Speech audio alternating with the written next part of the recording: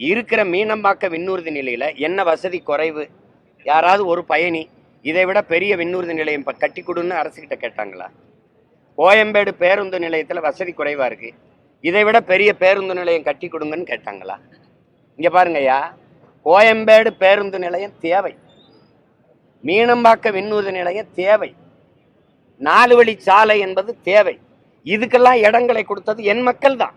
ஆனால் அதுபோக கிளாம்பாக்கத்தில் 410 கோடியில், அங்கே 450 கோடியில் இந்த பேருந்து நிலையம், அங்கே 1301 ஏக்கர்ல விண்ணூர்தி நிலையம் இருக்கும்போது, பறக்க விண்ணூர்தி இல்லாத போது மறுபடியும் 5369 ஏக்கர் நான் விண்ணூர்தி கட்ட போறேன்னு சொல்றது அது தேவையில்லை, பேராசை.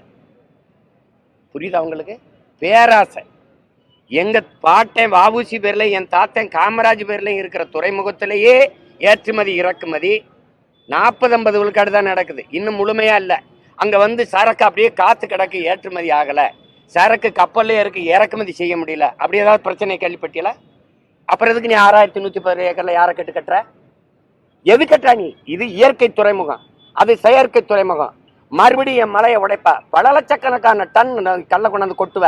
அங்க பவளப்பாறை இருக்கு, கடலுக்குள்ள காடு இருக்கு, அதான் பவளப்பாறை. அதுக்குள்ளதான் வந்து மீன், இறாலு, நண்டுலாம் முட்டையிட்டு குஞ்சு பிரிக்குது, அதை போட்டு மூடி விட்டுருவேன்.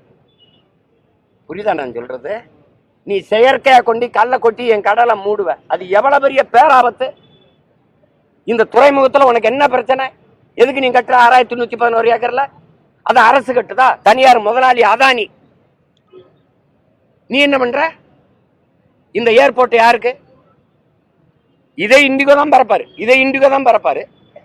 ஒரு முதலாளி லாபம் ஈட்டுறதுக்கு மக்கள் காசுல 20,000 கோடி, 20,000 கோடி, 30,000 கோடின்னு செலவு பண்ணுவேன். என் விளைநிலத்தை பறிச்சுக்கிட்டு அதுல ஏர்போர்ட் கட்டி பரப்ப. சரி, எங்க பறந்து போற சொல்லு?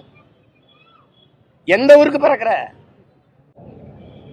பசியோடு இருக்கவனை பத்தி கவலைப்படாம பறந்து போறவனை பத்தி கவலைப்பட்டுக்கிட்டு இருக்க நீ. தம்பி, நீங்க இங்க பாருங்க ஐயா, உன்னை கவனிச்சுக்கணும். நீ சந்திர மண்டலத்துக்கு சந்திராயன் அனுப்பலாம், சயின்டிஸ்டுக்கு சாப்பாடை என் சம்சாரி தான் அனுப்பணும், விண்வெளிக்கு விண்கலத்தை அப்படி ஏவி ஏவி இறக்கலாம். ஆனா அந்த விஞ்ஞானிக்கு சோறு என் விவசாயி தான் அனுப்பணும். அதை மனதில் வச்சுக்கிட்டு வேலையை செய்யணும். சாப்ட்வேர்ல வேலை, சாப்பிட்டு போய் தான் வேலை செய்யணும் ராஜா. சேட்டை பண்ணிட்டு அலையக்கூடாது.